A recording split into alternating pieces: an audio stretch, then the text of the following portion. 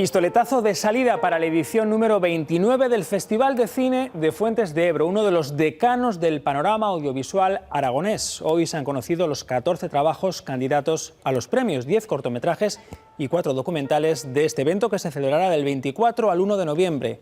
En esta edición hay 78 nominaciones, de las que 38 son para mujeres. Este festival es uno de los referentes del cine aragonés y punto de partida para cineastas noveles. El corto Quemarlo Todo, de Miguel Casanova, opta a 16 premios.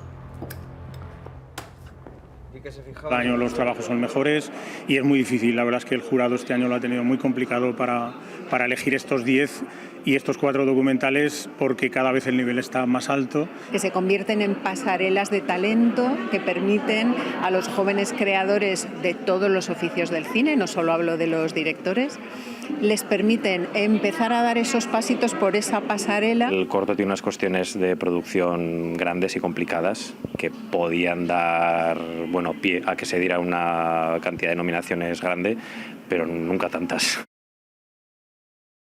Aragón TV con el cine aragonés.